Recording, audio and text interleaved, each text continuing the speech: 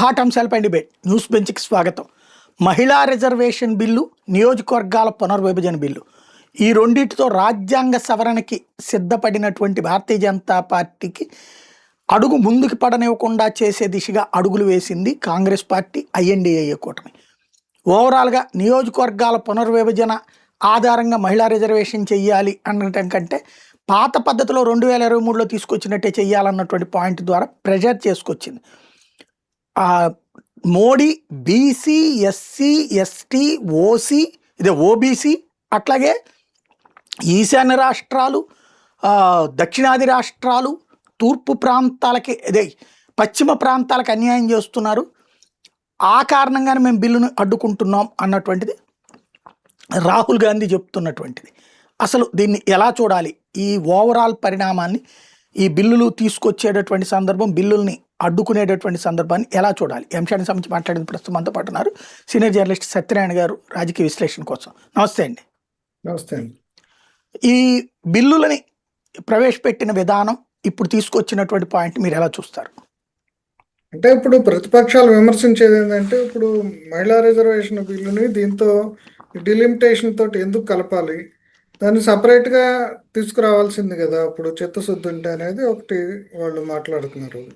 అదే కాకుండా ఇప్పుడు ఎలక్షన్స్ సంబంధించిన టైంలో, ఇప్పుడు అసెంబ్లీ ఎలక్షన్స్ జరుగుతున్న టైంలో దీన్ని అదే మహిళల ఓట్లు, ముఖ్యంగా బెంగాల్లో కానీ, ఇప్పుడు తమిళనాడులో కానీ, కేరళలో కానీ, అన్నిటికంటే ముఖ్యంగా బెంగాల్లో ఇప్పుడు డిఎన్టే డి అనే పరిస్థితి ఉంది కాబట్టి బీజేపీ చాలా ఏదో రకంగా మమతా బెనర్జీని ఓడించాలనుకుంటుంది కాబట్టి అక్కడ మహిళల ఓట్లు కీలకం.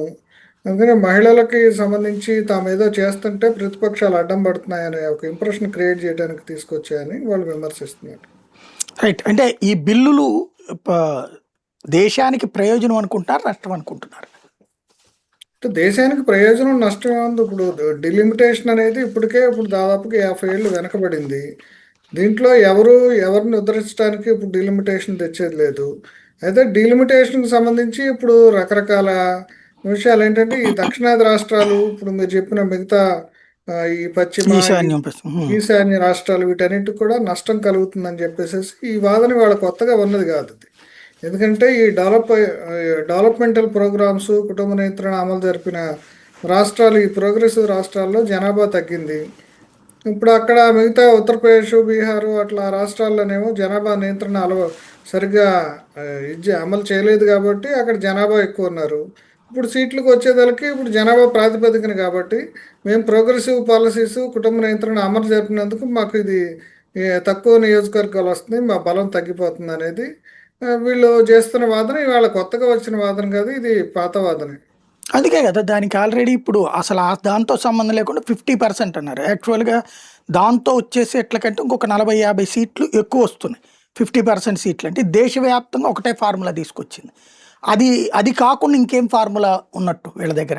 అంటే ఫార్ములా అంటే ఇప్పుడు దీనికి ఒక అంతిమ పరిష్కారం ఏంటంటే, ఉత్తరప్రదేశ్ని 2-3 రాష్ట్రాలుగా విడగొట్టడమే. బీజేపీ కూడా గతంలో చిన్న రాష్ట్రాలు కావాలని చెప్పేసి మాట్లాడింది. దాన్ని 2-3 రాష్ట్రాలుగా విడగొడితే అప్పుడు అసలు ఈ గొడవ ఉండదు. ఎందుకనంటే ఇప్పుడు కేవలం ఉత్తరప్రదేశ్లో ఎవరికైతే ఎక్కువ మెజారిటీ వస్తుందో ఉత్తరప్రదేశ్ మీద ఎవరు కాన్సన్ట్రేట్ చేస్తారో, ఎందుకంటే ఇప్పుడు బీజేపీ కూడా దక్షిణాదిన ఎక్కువ చొచ్చుకు రాలేకపోతుంది కాబట్టి ఇప్పుడు వాళ్ళు ఆ ఉత్తరాదిన ఎక్కువ కాన్సన్ట్రేట్ చేస్తారు. ఇప్పుడు యూపీలో ఉన్న సంఖ్య వాళ్ళకి అడ్వాంటేజ్ అవుతుంది అనేది వీళ్ళ వాదన. ఇప్పుడైతే వీళ్ళు ఇప్పుడు అమిత్ షా కూడా నిన్న ఆయన పర్సంటేజ్లు చెప్తున్నాడు, కానీ అంటే ఈ సంఖ్య అనేది ఇప్పుడు ఈ పర్సంటేజ్లు అదే పర్సంటేజ్ ఇప్పుడు 50% సీట్లు పెంచితే సేమ్ ఇప్పుడున్న పర్సంటేజ్ ఉంటుంది, 23.4 లేకపోతే 24 అని చెప్పేసి ఆయన లెక్కలు చెప్తున్నాడు. కానీ ఇప్పుడు అది ఓవరాల్గా ఇప్పుడు ఆ సంఖ్యకి సంబంధించి ఈ పర్సంటేజ్ ప్రిజర్వ్ అయినప్పుడు కూడా ఆ పర్సంటేజ్ ఒక పార్టీ చేతిలో ఉండదు. ఇప్పుడు యూపీకి వచ్చేదలకి బీజేపీకి బలం ఉంది కాబట్టి అక్కడ సంఖ్య పెరిగితే ఆ సంఖ్య అనేది బీజేపీకి అడ్వాంటేజ్ అయ్యే అవకాశం కూడా ఉంది. అంటే ఇప్పుడు అక్కడైనా బీజేపీ ఒక్కటే కాదు కదా, అక్కడ సమాజ్వాదీ ఉంటుంది, గెలవాలనుకుంటే ఎవరున్నా సరే. ఇప్పుడంటే వాళ్ళ ప్రాబల్యం తగ్గిపోయింది కదా. ఇప్పుడు నిజం చెప్పాలంటే ములాయం సింగ్ బతికుండి లాలూ ప్రసాద్ యాదవ్ యాక్టివ్గా ఉన్న రోజుల్లో ఏం జరిగిందో మనకు తెలుసు. 93 ఆ ప్రాంతాల్లో బాల్ కటియా మహిళ అని చెప్పేసి ఒక డైలాగ్ మనం ఇప్పటికీ గుర్తుండి ఉంటుంది. వీళ్ళంతా కూడా ఏదో ఈ సంపన్న మహిళలు వీళ్ళకి సంబంధించే ఉపయోగపడుతుంది తప్ప మహిళా రిజర్వేషను ఇప్పుడు మామూలుగా సబ్ కోటా అనేది ఆ రోజు నుంచి డిమాండ్ ఉంది. ఆ తర్వాత అది నెమ్మదిగా డైల్యూట్ అయిపోతూ వచ్చింది సబ్ కోటాకి సంబంధించిన విషయం. ఇప్పుడు కూడా ఈ సబ్ కోటా గురించి కూడా ఏం పెద్ద ప్రస్తావన లేదు. ములాయం సింగ్ కొడుకు ఏదో మాట్లాడుతున్నాడు కానీ ఆ వాదన కూడా పెద్ద విలువ లేకుండా పోయింది. ఎందుకు పోయిందంటే ఇప్పుడు ఎవరైతే ఆ సోషలిస్ట్ వర్గము ఓబీసీ పార్టీలు ఉన్నాయో అవన్నీ కూడా బలహీనపడటంతో వాళ్ళకి ఇక వాదనకి బలం లేకుండా పోయింది వాళ్ళ వాదనకి. అంటే ఇప్పుడు అసలు సాధ్యమవుతుందా ఏది ఇట్లాగా సౌత్ ఇండియాకి పెంచి నార్త్ ఇండియాకి తగ్గించడము, లేదా ఈశాన్య రాష్ట్రాలు ఇంకా తక్కువ ఉంటాయి మనకంటే కూడా, వాళ్ళకి తగ్గించడం, వాళ్ళకి పెంచడం, నార్త్ ఇండియాకి తగ్గించడం అనేది సాధ్యమవుతుందా? అదే సాధ్యం కావటం అంటే ఇప్పుడు మెయిన్ వచ్చేది ఇది ఇబ్బంది ఎక్కడ వస్తుందంటే యూపీ, ఉత్తరప్రదేశ్ లేదంటే బీహార్ కూడా గురించి కాదు, మెయిన్ ఉత్తరప్రదేశ్ గురించే ఇప్పుడు గొడవ వస్తుంది. ఉత్తరప్రదేశ్లోనే అది చాలా పెద్ద రాష్ట్రం అయిపోయింది. మామూలుగా కూడా అన్మేనేజబుల్ ఆ రాష్ట్రం కూడా. ఇప్పుడు ఆ రాష్ట్రాన్ని కూడా విడగొడితే అసలు ఈ సమస్య ఉండదు. ఎందుకంటే వాళ్ళకు ఉండాలి కదా ఫీలింగ్, ఉత్తరప్రదేశ్ రాష్ట్రం వాళ్ళకి మాది విడగొట్టాలని. విడగొట్టాలని ఉత్తరాఖండ్ వాళ్ళు ఇదివరకు అడిగారు, ఉత్తరాఖండ్ అదే విడిపోయింది. ఉత్తరాఖండ్ విడగొట్టారు. ఇప్పుడు అంటే నాకు కనపడే పరిష్కారం అదే. ఎందుకంటే రేవంత్ రెడ్డి ఏదో జీడిపిను ప్లస్ ఇది ఏదో జిఎస్డిపి. హైబ్రిడ్ మోడల్ అది పిచ్చి పిచ్చి ఫార్ములాలు చెప్తున్నారు కానీ అవన్నీ కాదు. పరిష్కారం కావాలి అంటే సీట్లో ఈక్వల్గా దక్షిణాది ఉత్తరాది అనే దేశంలో ఒక విభజన అనేది రానేకూడదు. కానీ ఇది మొదటి నుంచి వస్తానే ఉంది. ఇప్పుడు ఢిల్లీకి పోతే దక్షిణాది వాళ్ళు ఎవరికి విలువ లేదు. దక్షిణాది ఢిల్లీలో ఇప్పటివరకు నరసింహారావు తప్ప ఇంకెవరు కూడా ప్రధానమంత్రి అయినట్లేదు.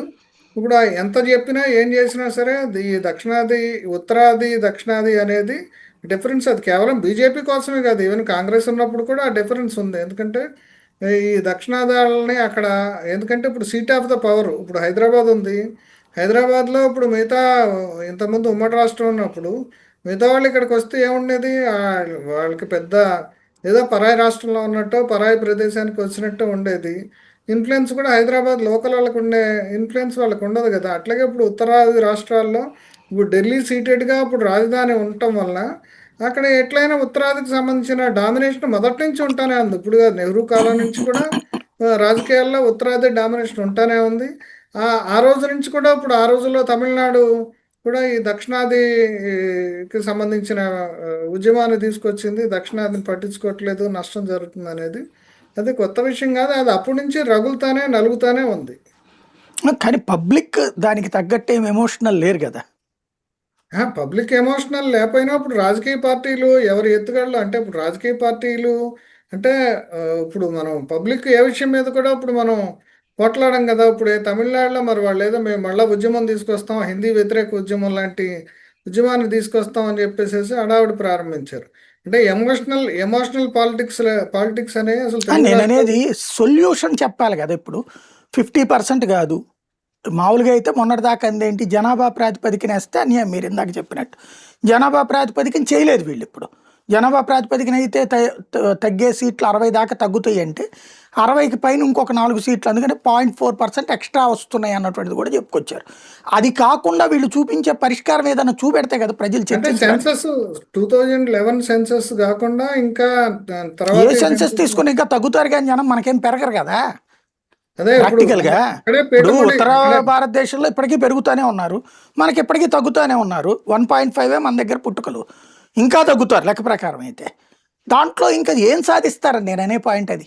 ఏం సాధించాలంటే ఇప్పుడు మనం వాళ్ళు 50%. నేను అనేది ఏంటంటే ఇక్కడ 2 ఫార్ములాలండి, 2 ఉన్నాయి ఫార్ములాలు. ఒకటి జనాభా ప్రాతిపదికన, రెండోది 50% అన్నటువంటిది. ఈ 50% కాదు జనాభా ప్రాతిపదికన కాదంటే ఇంకో పరిష్కారం చూపించాలి కదా. అదే పరిష్కారం అనేది గవర్నమెంట్ వైపు నుంచి కూడా ఒక ప్రతిపాదన ఏమన్నా గవర్నమెంట్ ప్రతిపాదన 50% అనేది. అదే ఇప్పుడు వాళ్ళు దీనికి ప్రతిపక్షాలు వీళ్ళు చెప్పిన ప్రకారం అయితే జిఎస్డిపి, రెండోది జనాభా ప్రాతిపదికన అన్నారు. అంటే జనాభా జిఎస్డిపి ప్రాతిపదికన అయితే అనేది అన్యాయం నేను జరుగుతుంది. అనుకోవటం అది మన రేవంత్ రెడ్డి చెప్తుంది కానీ మిగతా కాంగ్రెస్ వాళ్ళు కానీ వీళ్ళు తమిళనాడు వాళ్ళు కానీ వాళ్ళు చెప్పట్లేదు అనుకుంటున్నాను నేను. అవును, మిగతా ఎవరు చెప్పలేదు, ఆయనే రేవంత్ రెడ్డి కొత్త సొంత డిమాండ్ తెలివి. తెచ్చాడు. ఎందుకంటే అది ఒక ఓటు ఒక విలువ ఒక మనిషి అనే రాజ్యాంగబద్ధమైన అసలు ఓటు దానికే వ్యతిరేకం. ఎందుకంటే గతంలో డబ్బున్న వాళ్ళే ఓటేసేవాళ్ళు, మిగతా వాళ్ళకి అసలు ఓటు హక్కు ఉండేది కాదు. ఇప్పుడు అంబేద్కర్ వచ్చాక ప్రతి మనిషికి ప్రతి వయోజనుడికి ఓటు హక్కు ఉండాలి అనేది ఆ ప్రాతిపదికనే మనకు ఇప్పుడు ఓటు హక్కు అనేది కల్పించారు. కాబట్టి ఇప్పుడు అంటే ఈ చిక్కుముడి ఉంది కానీ ఆ చిక్కుముడిని పరిష్కరించడం అంటే జిఎస్డిపి సగము జనాభా సగం అనేది పెడతాం అనేది అసలు అది ఒక అబ్సర్డ్ ఐడియా. ఎందుకు తీసుకొచ్చాడో అది తెలియదు. అయితే ఇప్పుడు ఇండియా కూటమి కానీ వాళ్ళు కానీ ఆల్టర్నేటివ్ మరి వాళ్ళు ఏం చెప్తున్నారు 50% కాకుండా అనేది వాళ్ళు ఇంకా అసలు ఏమి చెప్పరు. వాళ్ళు అనేది ఏంటంటే బీసీలకు అన్యాయం జరుగుతుంది, ఎస్సీలకు అన్యాయం జరుగుతుంది, ఎస్టీలకు అన్యాయం జరుగుతుంది, ఓబీసీలకు అన్యాయం జరుగుతుంది. ఇందులో మనకి పార్లమెంట్ ఎలక్షన్స్లో చూస్తే ఈవెన్ అసెంబ్లీ ఎలక్షన్స్లోనైనా సరే బీసీ రిజర్వేషన్, ఓబీసీ రిజర్వేషన్ ఉంది అసలు ఇప్పటిదాకా. అంటే బీసీ రిజర్వేషన్ ఓబీసీ రిజర్వేషన్ అంటే ఇప్పుడు స్థానిక సంస్థల్లో ఉంది అది. ఎమ్మెల్యే అసెంబ్లీలో పార్లమెంట్లో లేదు కదా, కాన్స్టిట్యూషనల్ గా కూడా లేదు కదా. కొత్తగా జనాభా ప్రాతిపదికన ఇప్పుడు ఓబీసీలు జనాభా ఎక్కువ ఉన్నారు కాబట్టి వాళ్ళకి సరైన ప్రాతినిధ్యం లభించట్లేదు. వాళ్ళకి ఇవ్వాలి అనే దాని మీద ఈ ఏది మన కులగణన చేయమని చెప్పేసి అని కొత్త కొత్త ప్రపోజల్స్ వస్తున్నాయి. మరి వాటికి ప్రభుత్వం వాటిని ఎట్లా ట్యాకిల్ చేస్తుంది అనేది చూడాలి. జనగణనకి మరి ముందు ఒప్పుకోలేదు, తర్వాత ఒప్పుకున్నారు కదా మళ్ళీ వాళ్ళు. నేను అనేది కాన్స్టిట్యూషనల్గా సాధ్యమా అంటున్నా. కాన్స్టిట్యూషన్లో ఎస్సీ ఎస్టీ రిజర్వేషన్స్ని రూపొందించారు. 50% రిజర్వేషన్ లోపు అన్నటువంటి సుప్రీంకోర్టు ఆదేశాల మేరకు బీసీ రిజర్వేషన్స్ స్టేట్స్లో స్థానిక ఎన్నికల్లో చేస్తున్నారు బీసీలకు సంబంధించి. కానీ బీసీ లేకపోతే కనుక ఈ ఓబీసీ ఇట్లాంటి లోక్సభ శాసనసభల్లో అన్నటువంటిది సాధ్యమేనా? అది యాక్సెప్ట్ అవుతుంది? దానికి కూడా రాజ్యాంగ సవరణ తీసుకొస్తే గానీ ఏదైనా సరే సాధ్యం కాదు. ఇప్పుడు అవి అట్లాంటి పనులు చేయాలంటే మళ్ళీ రాజ్యాంగ సవరణ చేసుకోవాలి, మళ్ళీ మొత్తం దేశవ్యాప్తంగా అన్ని పార్టీలు ఒప్పుకోవాలి. అది అది జరుగుతుందా లేదా అనేది చెప్పలేము. దానికి తోడు ఇప్పుడు 50% రిజర్వేషన్కి లిమిట్ చేయమని కూడా రాజ్యాంగంలో ఎక్కడ లేదు. సుప్రీంకోర్టు ఏదో చెప్తుంది అనేది కూడా ఒక వాదన ఉంది. రాజ్యాంగ ధర్మాసనమే చెప్పింది కదా 11 మంది జడ్జిలతో. 50% లిమిట్ చేయడానికి ఎందుకనంటే ఇప్పుడు దేశంలో ఇప్పుడు మామూలుగా ఈ బీసీలు మిగతా వర్గాలందరూ కూడా కలిసి వాళ్ళ జనాభా శాతం అనేది మనం లెక్కేస్తే 56-60% పైనే ఉంటుంది కాబట్టి అది వ్యాలిడ్ కాదు. అంటే సుప్రీంకోర్టు చెప్పడం కూడా అసలు రాజ్యాంగంలో ఎక్కడ కోటా లేదనేది వాదన ఉంది. సుప్రీంకోర్టు చెప్పింది కానీ దాని మీద కూడా ఎవరన్నా మళ్ళీ రేపు ఛాలెంజ్ చేసే అవకాశం కూడా ఉంది. దాని మీద కంప్లీట్ రాజ్యాంగ ధర్మాసనం ఇచ్చింది 11 మందితో కూడింది, అది ఇచ్చింది. దాన్నైనా సరే ఇప్పుడు ఛాలెంజ్ చేస్తారు. ఇప్పుడు ముందు ముందు కొత్త కొత్త పరిస్థితులు, కొత్త కొత్త పరిణామాలు దేశంలో ఎన్నో చూసాం కదా. ఇప్పుడు ఈ మహిళా రిజర్వేషన్స్ అన్నటువంటిది ఎందుకు వద్దనుకుంటున్నారు? ఇంతకుముందు కూడా కాంగ్రెస్ టైంలో, దేవగౌడ టైంలో ఒకసారి పెట్టారు, ఆ తర్వాత సోనియా గాంధీ రాజ్యసభలో పెట్టింది, అంతవరకే ఆపుతున్నారు. కానీ జరగకుండా ఆపుతున్నారు ఎందుకని అంటారు? అదే ఇప్పుడు మొదటి నుంచి కూడా దాంట్లో చెప్పేది ఏంటంటే కేవలం ఇప్పుడు దీంట్లో కోటాలో సబ్ కోటా లేకపోతే అది కేవలం ఇప్పుడు ఉన్నత వర్గాలకు చెందిన మహిళలకే అది ఉపయోగపడుతుంది తప్ప ఓబీసీలు లేదంటే వీళ్ళకి మిగతా వాళ్ళకి ఎస్సీ ఎస్టీలకు వీళ్ళకి సంబంధించిన సబ్ కోటా లేకపోతే దాని అది నిష్ప్రయోజనం. ఎస్సీ ఎస్టీలకు ఆటోమేటిక్గా ఉంటుంది కదా, అదే 33%. సారీ, బీసీలకు సంబంధించి దాంట్లో సబ్ కోటా ఉంటే తప్ప అది కేవలం ఏదో ఈ జుట్టు కత్తిరించుకున్న మహిళలు, ఈ బార్డ్ హెయిర్ మహిళలు, ఈ సంపన్న మహిళలు వాళ్ళకే అని చెప్పేసి వాదన మొదటి నుంచి వాదిస్తున్నారు. అంటే ఇప్పుడు మొన్న ఈ మహిళలకు సంబంధించి ఈ 2 బిల్స్ని కలపకుండా విడివిడిగా తీసుకొస్తే బాగుండేది అని కూడా కొన్ని సూచనలు వస్తున్నట్టుంది. రైట్. అంటే ఇప్పుడు ఆపేస్తే ఇక మళ్ళీ అంటే ఇది రాజ్యాంగ సవరణకి కావాల్సింది దీనికే, నియోజకవర్గాల ప్రయోజనానికి రాజ్యాంగ సవరణ అవసరం లేదు. ఇది ఆపేస్తే మహిళలకి అంటే క్రిందటిసారి 1990లో జరిగింది, అప్పుడు దేవగౌడ టైంలో ఒకసారి జరిగింది, మళ్ళీ ఆ తర్వాత సోనియా గాంధీ తీసుకొచ్చింది ఒకసారి, అంటే ప్రధానమంత్రిగా మన్మోహన్ సింగ్ ఉన్నప్పుడు రాజ్యసభలో పెట్టింది, లోక్సభలో పెట్టలేదు. మళ్ళీ క్రిందటిసారి వీళ్ళు 2023లో ఆమోదించారు. నియోజకవర్గాల పునర్విభజన తర్వాత అన్నది ఆ బిల్లులో క్లియర్గా చెప్పారు. ఇప్పుడు ఆ నియోజకవర్గాల పునర్విభజనతో పాటు మహిళా రిజర్వేషన్ అన్నటువంటిది అమలు తీసుకొచ్చేటటువంటి రెండింటితో కలిపి కాకుండా విడిగా మహిళా బిల్లును పెట్టాలనేది ఇప్పుడు బృందాకరత్ వీళ్ళంతా డిమాండ్ చేస్తున్నట్టున్నారు. అదే దానికి అది మోడీ మీద వ్యతిరేకత కాకుండా ఏమైనా కారణం ఉంది అక్కడ దాంట్లో. ఇప్పుడు ఇక్కడ 180-180 సీట్లు వస్తాయి, అప్పుడు 230 సీట్లు వస్తాయి. నియోజకవర్గాల పునర్విభజన అనేటటువంటిది ఇష్టం ఉన్నా లేకపోయినా చేయక తప్పదు, 40 ఏళ్ళ నుంచి చేయలేదు మనం. ప్లస్ మహిళా రిజర్వేషన్ని దాంతోపాటు చేస్తే ఇంకా 4 సీట్లు పెరుగుతాయి కదా, దాన్ని వద్దనుకోవడం అన్నటువంటిది. ఎస్పెషల్లీ ఈ మొట్టమొదటి నుంచి ఐఎన్డీఏ, ఇంతకుముందు యూపీఏ అడ్డుకున్నది అప్పుడే. ములాయంగే సుంగే ఇందాక మీరు చెప్పినట్టుగా సంపన్న మహిళ అనే పేరుతో బిల్లు లాక్కున్న సందర్భం, అవును, బిల్లు లాక్కున్న సందర్భం లాలూ ప్రసాద్ యాదవ్, ములాయం సింగ్ వీళ్ళందరూ లాగిన సందర్భాలు ఉన్నాయి. ఇక అంటే మహిళా రిజర్వేషన్ అన్నటువంటిది అమలు చెయ్యకూడదన్న ఉద్దేశంతో చేస్తున్నట్ట, లేదు అంటే గనక ఇక రాదు అన్నటువంటిది ప్రజలకి సంకేతం ఇస్తున్నట్టు అనుకోవాలి. అంటే ఇప్పుడు వాళ్ళ వైఖరి వాళ్ళు చెప్తుంది ఏంటంటే రెండు కాకుండా విడివిడిగా చేయమనే చెప్తున్నారు. అంటే వాళ్ళ ఉద్దేశం ఏంటనేది మనం చెప్పలేం కదా. ఎందుకంటే ఇప్పుడు మహిళా రిజర్వేషన్ బిల్లు కావాలనేది అన్ని పార్టీలు ఓపెన్గా ఒప్పుకుంటున్నాయి. ఇది మహిళలకి రిజర్వేషన్ వద్దని చెప్పే ధైర్యం ఉన్న ఏ పార్టీ కూడా లేదు. ఆ ఉద్దేశం కూడా ఏ పార్టీకి ఉంటుందని నేను అనుకోను. ఇప్పుడు ఇంటర్నల్గా ఇప్పుడు బయటకు మనం ఉండదు. చెప్పినట్టు రాజకీయాలు, ఆ రాజకీయాల్లో ఎవరిది పై చేయి కావాలి ఇప్పుడు అనేది కూడా ఉంటుంది. ఇప్పుడు ఇప్పుడు దాని మహిళా రాజ్యసభలో రిజర్వేషన్ బిల్లు నిజంగా కమిట్మెంట్ ఉంటే వీళ్ళు ఇస్తే వద్దన్న ఆ రోజున బీజేపీ సమర్థించింది, ఈవెన్ రాజ్యసభలో కూడా. అప్పుడు లోక్సభలో పెట్టడానికి కూడా మేము రెడీ అంది, 2/3 మీరు పెట్టండి కాన్స్టిట్యూషన్ దీనికి కూడా అన్నటువంటిది చేయలేదు అప్పుడు. ఇప్పుడు వీళ్ళు చేస్తానంటే మద్దతు ఇవ్వనంటోంది. అప్పుడు బీజేపీ మద్దతు ఇస్తానంది, పెట్టలేదు లోక్సభలో. ఇప్పుడు బీజేపీ పెట్టింది, వీళ్ళు 2/3 మద్దతు ఇవ్వనంటున్నారు. అది కదా ఇక్కడ సమస్య. అయినా ఇప్పుడు రాజ్యసభలో కూడా మెజారిటీ ఉన్నట్లేదు. ఈ బిల్లు ఎంతవరకు అదే ప్రాసెస్ ఇప్పుడు మెజారిటీ ఎప్పుడు కావాలి, వీళ్ళది ఏదన్నా రుద్దుతే. మహిళా రిజర్వేషన్ అనేది అందరూ ఓకే చెప్తున్నదే కదా. 2004 ఎన్నికల మేనిఫెస్టోలో యూపీఐ ఇది ఉంది, అప్పుడే యూపీఏ మేనిఫెస్టోలోనే ఉంది. తర్వాత 19లో అదే పెట్టారు, 14, 19లో కూడా అదే పెట్టారు.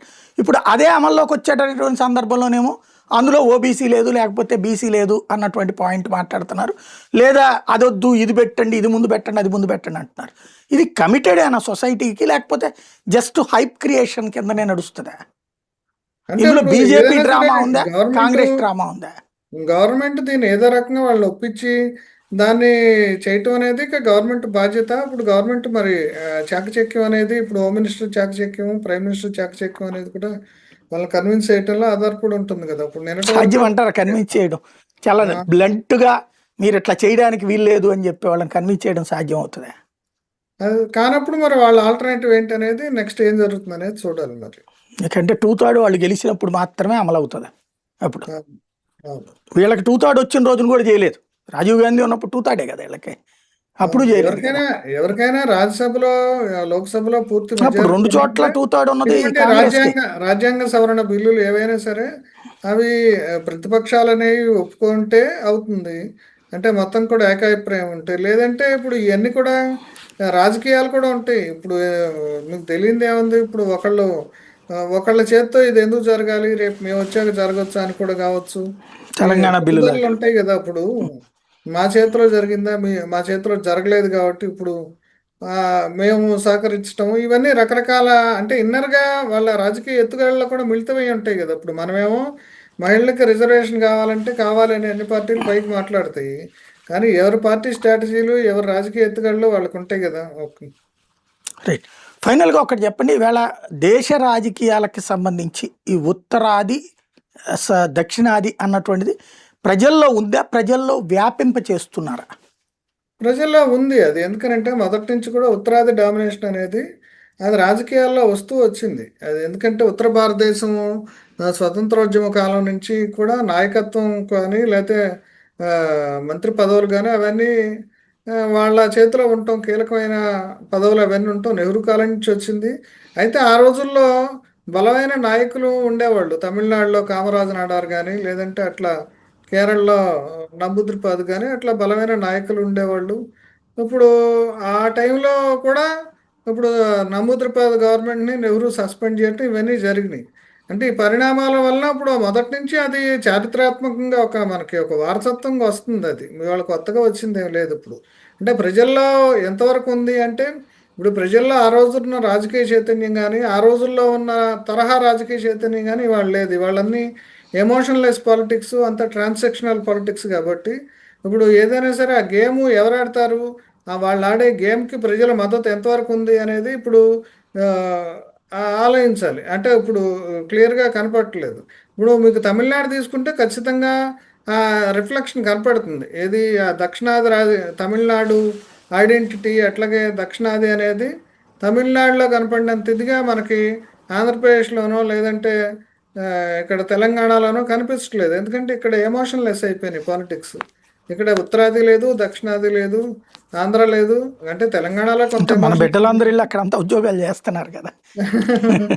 అదే అట్లా ఇప్పుడు మనకి ఏమైపోయిందంటే అంటే నార్త్‌లో కూడా ఉద్యోగాలు చేస్తున్నారు గానీ, ఇప్పుడు ఆ తేడా అనేది ఇప్పుడు అంటే ఎమోషన్స్ కూడా కోల్పోయినాయి అనుకుంటున్నాను నేను. మన తెలుగు రాష్ట్రాల్లో పర్టిక్యులర్‌గా పాలిటిక్స్‌లో.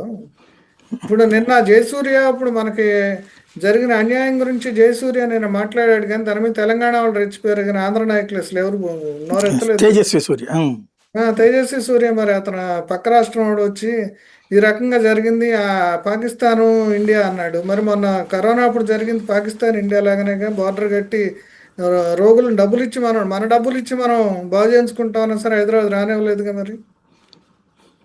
రైట్. ఫైనల్గా ఒకటి చెప్పండి, మహిళా రిజర్వేషన్ బిల్లు గెలిస్తే ఎవరి క్రెడిట్, ఓడితే ఎవరి క్రెడిట్? అదే గెలిస్తే ఆ క్రెడిట్ వచ్చేది బీజేపీకే వస్తుంది. అది ఓడితే అనేది ఆ క్రెడిట్‌ని ఎవరు తీసుకుంటారు? ఎవరు తీసుకోరుగా. అంటే అంటే ఓడించడం ఓడితే ద్వారా. అంటే ఓడించామనేది ఇప్పుడు బీజేపీని ఓడించామనే సంతృప్తి ఇప్పుడు ఇండియా కూటమికి గానీ, కాంగ్రెస్‌కి గానీ వాళ్ళకి ఉండే అవకాశం ఉంటుందిగా. ఇప్పుడు రైట్. ఎందుకంటే అందులో ముఖ్యంగా ఎన్నికలు, ఈ అసెంబ్లీ ఎన్నికలు జరుగుతున్న టైంలో టగ్ ఆఫ్ వార్ నడుస్తుంది కాబట్టి, అది కూడా కొంత పని చేస్తుందేమో అని నేను అనుకుంటున్నాను ఇరు పక్షాల మధ్యలో. ఇప్పుడు మహిళా రిజర్వేషన్ బిల్లు తీసుకురావడం ద్వారా ఓట్లు తేవాలని నరేంద్ర మోడీ ప్రయత్నించుకున్నాడు అన్న ఆరోపణ ఒకటి వీళ్ళు చేస్తున్నారు. అవును. ఇప్పుడు దాన్ని ఆపితే అది మహిళలు అంగీకరించి ఓట్లేస్తారనేనా వీళ్ళ ఉద్దేశం, ఆ బిల్లుని ఆపడం ద్వారా? అది ఆపుతామని కాదు కదా! ఈ ఎలక్షన్స్‌ని ఎన్‌కాష్ చేసుకోవడానికి వాళ్ళు ఈ బిల్లు తీసుకొచ్చారు కాబట్టి, వాళ్ళు ఎన్‌కాష్ చేసుకోకుండా మనం దీన్ని ఆపగలుగుతున్నాము, ఆపగలిగాము అనే ఒక సంతృప్తి అని వీళ్ళకుంటుంది. అక్కడ పబ్లిక్ని సాటిస్ఫై చేయగలుగుతారా వీళ్ళు? అని అంటే వీళ్ళు కాకపోయినా సరే వాళ్ళకి అడ్వాంటేజ్ కాకుండా అవుతుందనేది వీళ్ళ ఉద్దేశం. అంటే వీళ్ళకి అంటే వాళ్ళకి బిల్లు పెడితే వాళ్ళ మహిళలందరూ మూకుమ్మడిగా ఓటేస్తారని చెప్పలేము. అయిపోతే అనేది చెప్పలేము. కాకపోతే ఏంటంటే ఈ బిల్లు ఈ రకంగా తీసుకొచ్చి వాళ్ళు ఉపయోగించుకుంటారేమో అనేది వీళ్ళు ఆరోపణ చేస్తున్నారు. ఇప్పుడు అది దానికి రివర్స్‌లో జరిగితే అది వీళ్ళకి అడ్వాంటేజ్ మాత్రం అయ్యే అవకాశం ఏం లేదు కదా! రైట్. అందువల్ల అమెరికా అధ్యక్షుడు ట్రంప్కి లొంగిపోయి ఇట్లాంటి పనులు మోడీ చేస్తున్నాడన్న రాహుల్ స్పీచ్ని ఎలా చూడాలి? అంటే దీనికి ట్రంప్‌కి లింక్ ఎట్లా పెడతాం గానీ, ట్రంప్ వ్యవహారము, ట్రంప్‌కి లొంగిపోయి చేసే అంశాలు అవి వేరే ఉంటాయి. అంతర్జాతీయ దౌత్యం గానీ, ఇరాన్ తోటి సఖ్యత గానీ, ఇప్పుడు ఇజ్రాయెల్ తోటి సఖ్యతగా ఉండటం, ఇట్లాంటి విషయాలు ఇప్పుడు మీడియేషన్‌లో మనం యాక్టివ్‌గా లేకపోవటం, ఆ విషయాలు వేరే ఉంటాయి గానీ, దానికి దీనికి ముడిపెడతాం అనేది సరైంది కాదనుకుంటున్నాను.